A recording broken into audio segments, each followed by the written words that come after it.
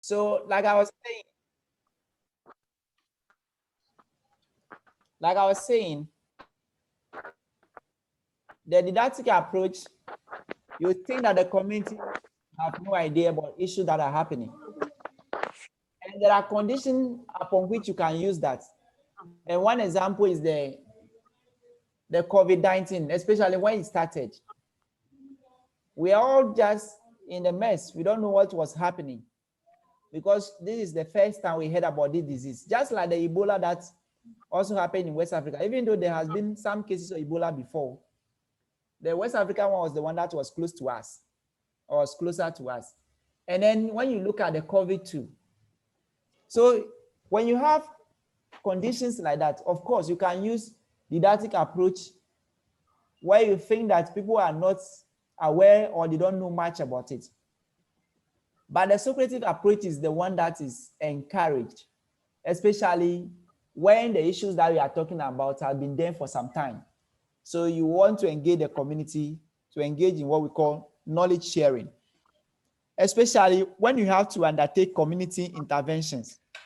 If, for example, you want to provide maybe KVIP or something in the community, maybe water, you need to engage the community, so there should be exchange of ideas, so that even when you are no longer there, you'll be able to raise funds to be able to maintain the machines, even if you are gone. But if you don't involve them to ensure that exchange of ideas from the beginning, it may happen that when the items break down, or the machines or the borehole water and the machine break down, they won't be able to raise money to repair. So all the intervention that you have carried out will become, or will go back to square one. But when you involve them from the beginning, they themselves will put measures in place. How do you raise money? So they can come out with their own community mobilization by saying that, okay, everybody who comes to draw a bucket of water, you leave 10 pesos, so that when the machine is no longer working or the machine breaks down, we can actually use that money to repair the water pump and continue to enjoy the water that we want to enjoy. So it is very important that these are made known to the community. And there are the differences between the two are there. The first one, we are saying that is a teacher-centered, because everything is about you. You are the only one who is saying it. But if you look at the other one, it's problem-centered. You bring the problem, so all of us are discussing that problem and see how we can find solutions to that particular problem.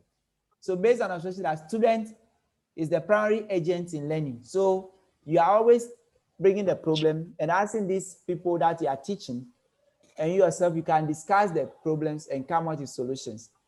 The second one is the teacher's role, just to try to impart the result of experience, the personal study and reflection. So as you are in the community, you are just trying to impart the knowledge that you know about the disease to the community without engaging them. But if you look at the second one, it's for you and the community to uncover the question, and then the answers. So it's very important that you bring all of them together so that you can discover together. So to be a co-learner, so you, the teacher, you become a co-learner, because you're also learning from the community.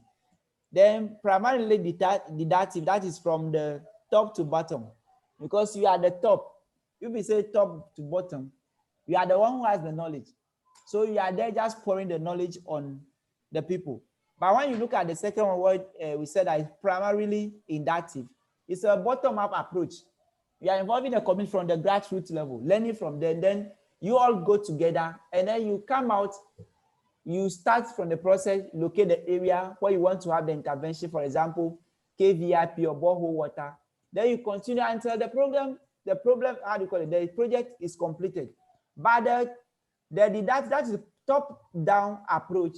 People are in the community, you just take your vehicle from Accra, you go to the community, well, I'm coming to give you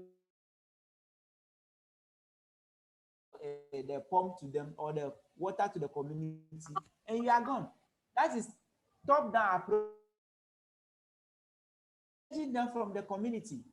We are here, we want to identify a problem. So sometimes you want to provide them KVIP, but when you get to the community, they'll tell you that yes, they have their own way of going to do their own thing, and they have dug their own hole where they go to do everything. So what they need is what? Borehole water. So you can change that well, then now let's go and do borehole water. But if people have water already and you're coming to give them water, meanwhile what they need at that time is KVIP. You see that there will be mismatch here and there. So it is always important you also have bottom-up approach when you are in the communities. So you can have dialogues, you have discussion, and then solve the problem. Unlike the top-down approach where usually you involve lectures, storytelling, use of analogies, and then aphorisms and all that. That does not help. Then test of truth, authority and experience, because the one who is teaching, he has the knowledge, he has the authority, he has the experience. So you are just trying to test those truths and all that. But the other one test is about reason and evidence. Okay, within our community, when we do it this way is better, because the evidence is that we are able to have the local KVIB toilet already, so we need water. So the learning is also reception of ideas. You are only receiving ideas from others when you come to the didactic approach. But when you look at the Socratic approach, the active learning side, that is share inquiry, you see that learning is a conflict of ideas. That is thesis, antithesis. You have the thesis is what? Is the norm that has established. That is the thesis. Antithesis is what? The changes that you are bringing. You are trying to, the methods that are coming to bring that change to that particular thing that have been existing for over the years. That is, you are trying to change the behavior. So finally, when the behavior is changed, then you have what we call synthesis. That synthesis is that you have now come out with a new way of doing things altogether. Because remember, I said that the ultimate objective of health promotion is to what? Change behavior, to see permanent health behavior change among the people. So that is very important. It's paramount. And then students' role, they are passive. They are only listening to you in the health promotion community. So they are passive. They are not active participants. But when you look at the Socrates, students are very active, or your learners are active, asking questions critically, and also trying to do some kind of a discriminating. That is learning to trust one's own judgment, independent thinking, and all that. By others, they are just open, they are receptive, trusting, and they are not questioning you. So those are some of the differences that you see in the two approaches that we have mentioned. I want to say, one thing I want to say about this approach is that we have identified and we said that it is good that you engage the communities and using the Socratic approach that is evolving. Every community member is part of the discussions, from the paper, from the work on the paper to the project completion. So everybody is aware that this area we are going to put water there. They themselves will decide the area. We are going to put KVIP here, they are part of it. But when it comes to certain virgin areas, or there are disease controls, disease outbreaks, and I made mention of what? COVID-19, Ebola, things that have never happened before, and you have the knowledge. That case, you don't expect the community to have much knowledge about it. So you must give out lectures so that you can actually do away with that misconception in the community. In some community, people believe that when you are under the sun, you get malaria. So when you are going to those areas for the first time, you need to develop strategy, go out there, give out lectures, and so that you can do away with those misconceptions that are in the community. And in those cases, you're also likely to use the didactic approach. Any question about what I have said so far before we continue? Yeah.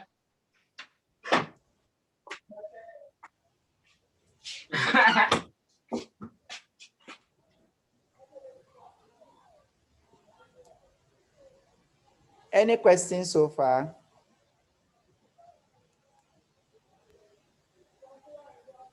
No questions. Or no question?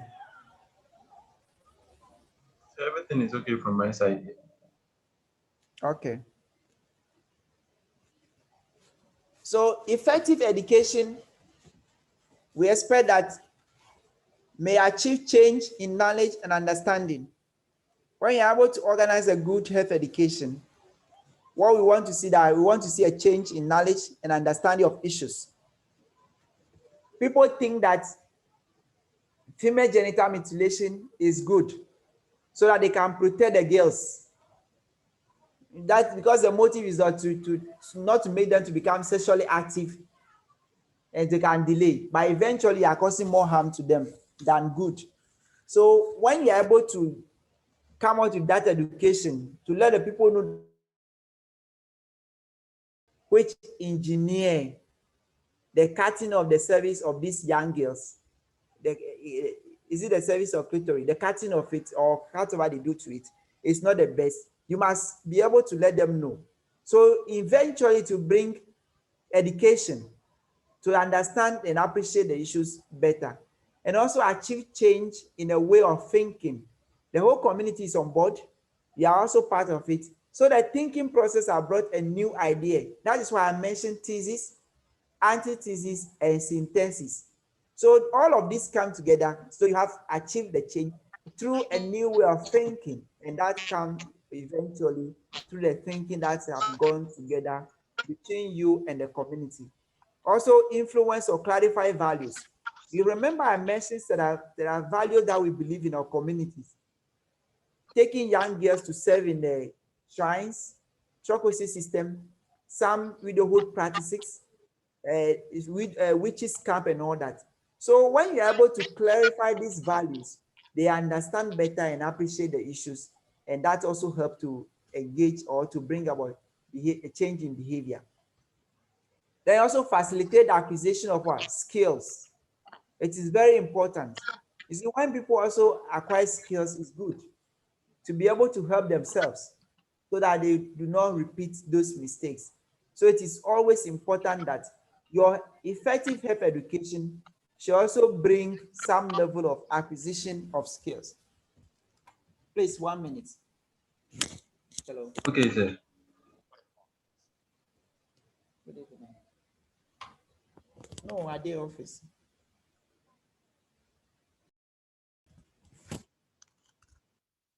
Yes, I had some call from. So let's continue. All right, sir. Yeah. So that's also facilitate acquisition of skills. What are some of the skills that you can actually help people to acquire that you think that can also improve upon their health? What kind of skills are we talking about here? Anybody? How do you facilitate that acquisition of skills, and what kind of skills are we talking about?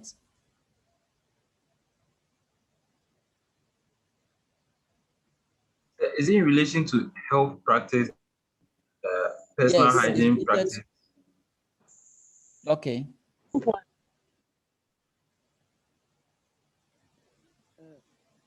Decision making. Yes. Okay, decision making. What about resilience? People should be resilient about some of the issues so that they can take control. You know, some people, they get into trouble because they are not resilient enough. Yes, sir. Yeah, they are not resilient at all. So immediately with small pressure, they just succumb to the issues, and that actually destroyed them. Yes, so, so please, another one. That one is the same as being assertiveness. Yes, you have to be very assertive. You have to be assertive. What is your yes, you continue to be your yes. You must be assertive in that. You must be assertive. Then we can also, effective education also shifts of beliefs. You know, that can totally bring change in the belief system. A lot of changes can happen as a result of effective health education. So, you know, formerly, when you go to Volta region, truculence was so high. But now, because we have an NGO called International Needs Ghana, has done a lot of work, and a contextualized, how do you call it? This traditionalists or the priests, and a lot of them are changing. Even though some of them see these young girls as people who take care of them, or somebody who actually take care of their needs. This organization was able to communicate to them in a way that they understand. And some of these girls were free from that particular slavery or servitude. In some cases, these priests demand cattle from the organization because they see those people they are the one working and feeding them. So now that you are taking those girls from them, they know that nobody will be there to take care of them. So you see, some of the things is because these traditionalists have adopted strategy. They want people to take care of them. So they'll go and put this thing down that, oh, if you do this, you don't bring a girl, the whole family will die. Meanwhile, the family will not die. Later on, they were telling this international in Ghana that now that they are taking the girls away from them, they need to provide them cattle, and so that they can also engage in some meaningful businesses. So you tell us that because of economic conditions, that is allowed them to do things that they were doing to these young girls. So when you are able to come out with that effective education, you'll be able to bring some kind of shift in the thinking or in the behavior of the people. Then also affect change in behavior and lifestyle. Already that's what we have spoke about, that the ultimate objective of health education is to see permanent change in the behavior or the lifestyle of the people. So that is very important.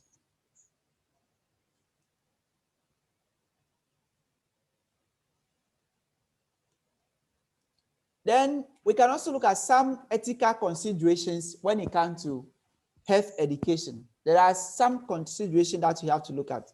They are very important. They are ethical issues. And one of them is that when you are doing health promotion, you must start from the level of the people and facilitate their problems by identification and priority setting to meet their needs. So you don't go to community where you know that what they need now, those people do not need air conditions. They don't need probably infrastructure. No. What they need is simple water. And people do not have water. You are talking about building housing for them. How do you think they see you? They are not at that level. They are comfortable if they are mud houses in the village, roof with a thatch and all that. They are comfortable. They are very cool in the afternoon. So you don't go and say that I want to change structures when what they need to survive is water. So you must always start from the level of the people. What is their needs? By facilitating to identify their problems. Don't go and impose your problem on the community. Let them do what we call priority setting. What are the things that they need at that particular moment? You have seen that water-related diseases are many, so much in the community. You don't go and talk about their buildings. You talk about how you get them potable water. 2, you must also be sensitive to the needs of the poor, the socioeconomic constraints of adopting the healthy lifestyles. You want people to go to the hospital when they are sick, and they do not have money. So you must look at all of those things. It is very important that you look at all of this. You don't just go and gloss over the needs of the people. People are poor. They do not have it. And here, like the case, you want them to what? Adopt a behavior that requires money. And they do not have. So you must look at all of this. You must look at the challenges that confront the poor or the needy in the community when you are engaging in your health promotion activities.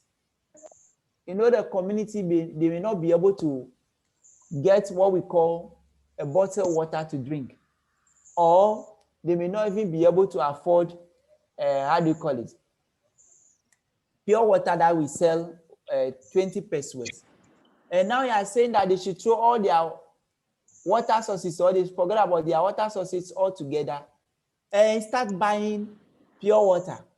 They will not be able to do it because somebody is thinking that by the time he's trying to buy those water, 5 of them, he will make 1 cedi. Now 1 cedi, you buy 1 kenke to eat. For example, in the community, Glefe in Dansoma here, the community is so deprived. And you went there and built KVIP. And you are expecting them that anytime they go to the KVIP, they should pay 20 pesos. People say, no, we have been going to the sea to do our own thing there, free of charge. We enjoy the sea breeze. Now you are asking us to pay 20 pesos. Meanwhile, 5 times 20 pesos, we'll go and buy kinky. The KVIP is still there. And they came and said that they should go to the KVIP free of charge. It is then that people started going to the KVIP. You see, when they went there later on, they realized that the people are not going. They asked, they say, you're asking us to go and pay. Meanwhile, we go to the toilet like 3 times a day or 4 times. So if you're able to go there 5 times, that means you have lost 1 KK. So they won't be able to do that.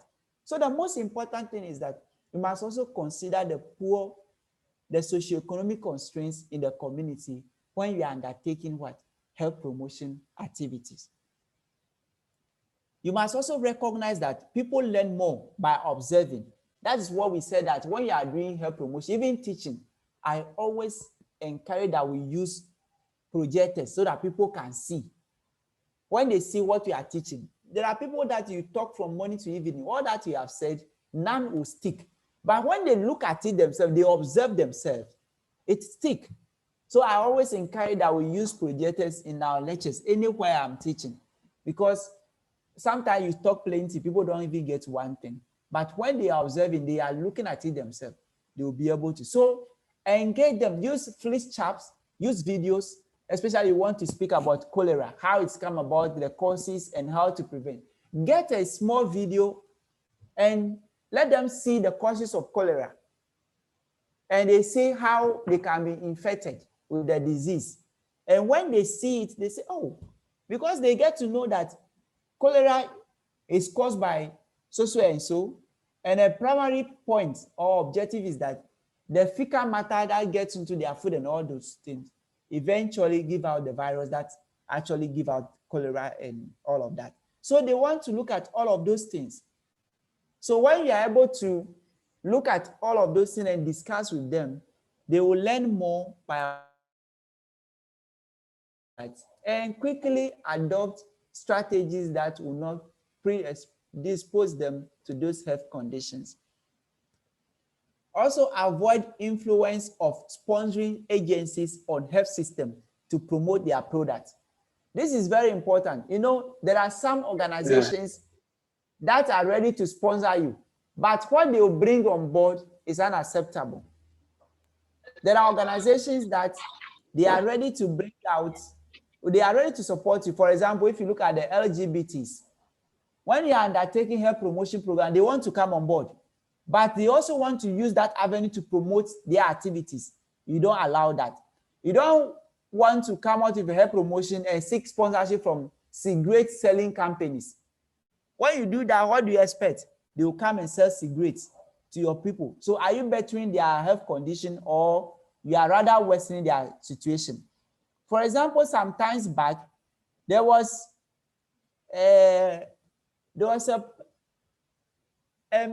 I think there was some kind of activities at a sports stadium in Kumasi, and the organizers, what they did was that for you to enter, or your gate fee was to be able to buy 1 bottle of Adonko bitters. And because it was musical concept, young children or adolescents want to go to what? The concept in the sports stadium. All these young people bought what? 1 bottle of Adonko bitters. And in the morning, ambulance were called to come and pick people to the hospital. Because these young people, because you make the Adonko as what? Gate fee, they all bought the 1 bottle of what? Adonko, because the stars are coming, celebrities are coming, they want to go and see them. So all of them went and bought the Adonko bitters. And people, if they were not to be rushed early to the hospital, they would have died. Because young people drinking a whole bottle of Adonko, you can imagine. So we are saying that if you want to undertake intervention educations, you don't go and seek sponsors from these companies that think that they sell, and you know that it can predispose your people. You don't go for those sponsorships. I hope that is clear. In some of them, if we talk about alcohol, this time they even want to give money people to do research on them. It's not every money that you have to spend before you die. So you must look at the organization that you are going to seek a sponsorship from, so that they don't rather bring things on board that eventually destroy the life of your people. These are the ethical issues that you have to consider when you are undertaking education in the community. Any question? Sir, please, I have a question. Okay, please. So my question is very simple.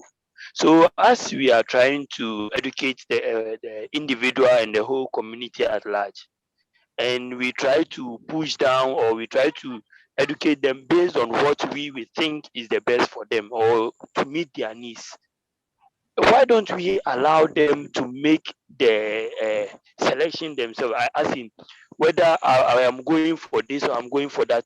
As in, you don't care about the sponsor. All what you are seeking for is to educate them. Then they own their own life and then they make the decision themselves. But when you deny them the opportunity to see the other side of it, won't they have another mind of going after it in some way?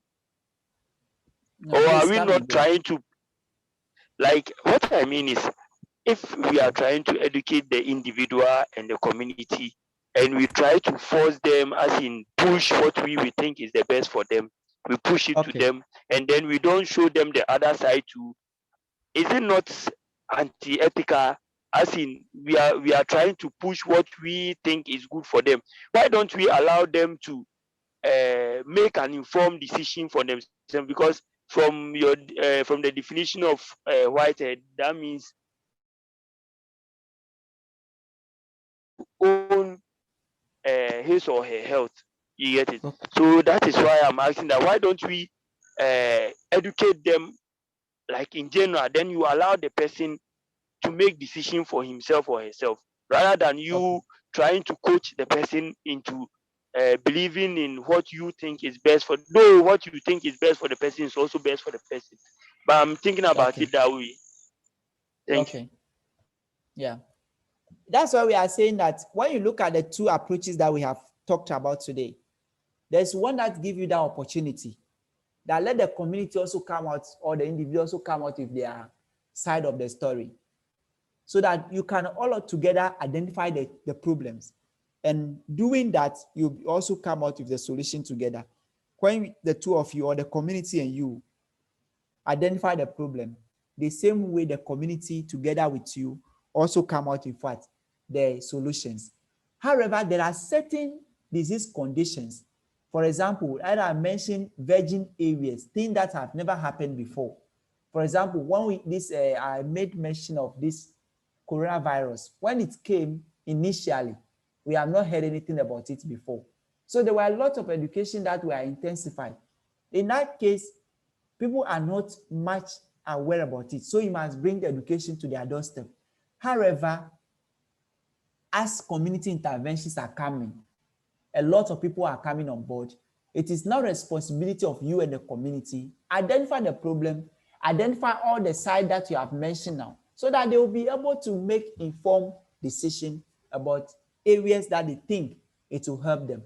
So when you look at the two approaches, you can adopt any of them depending on the issue that is before you.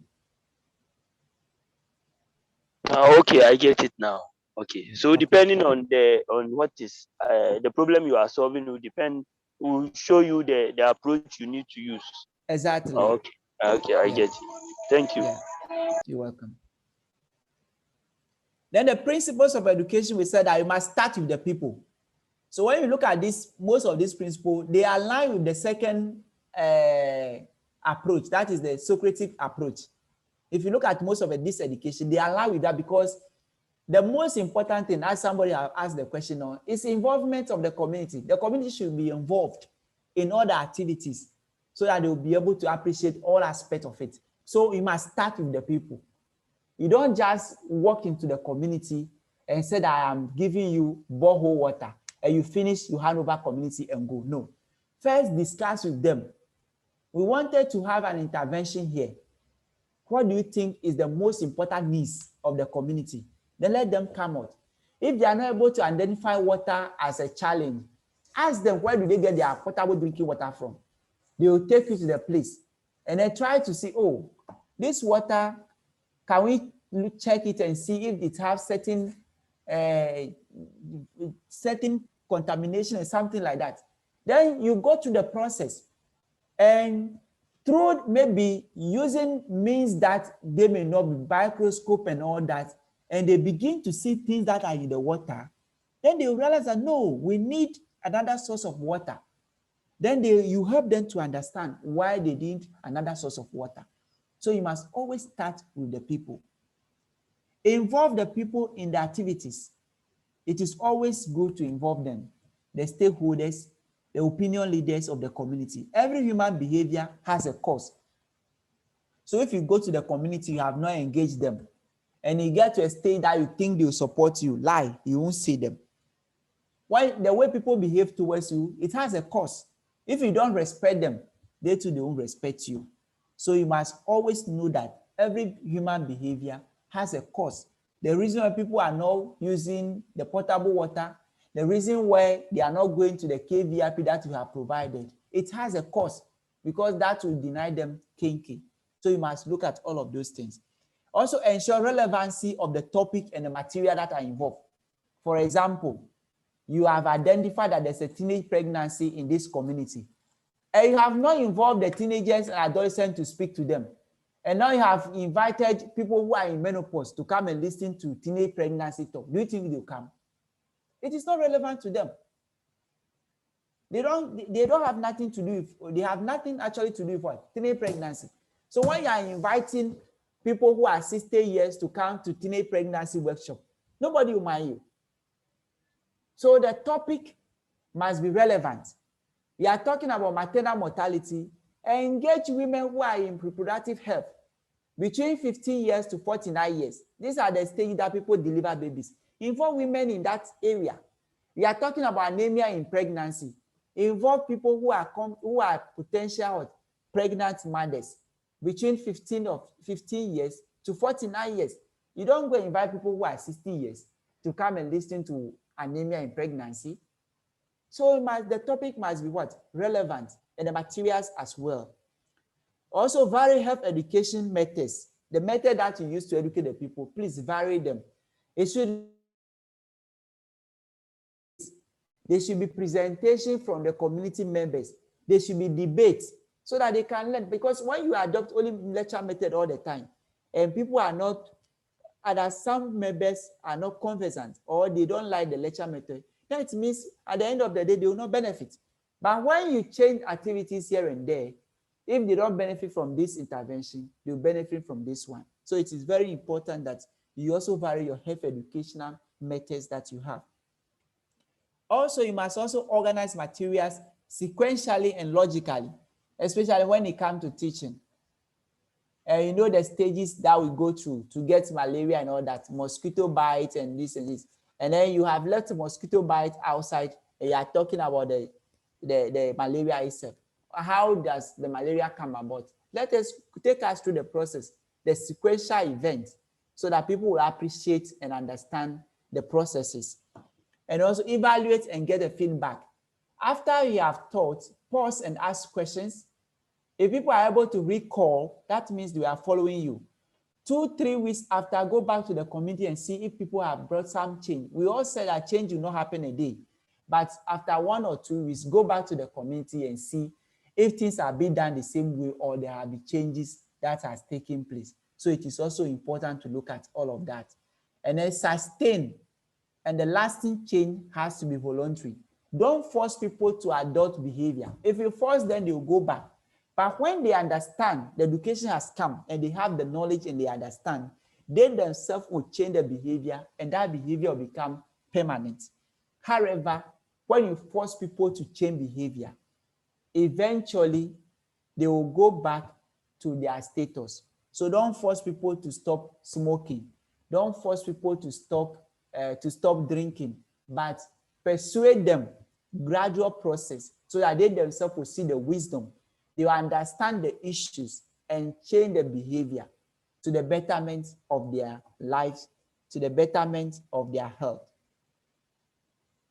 We are about to go off.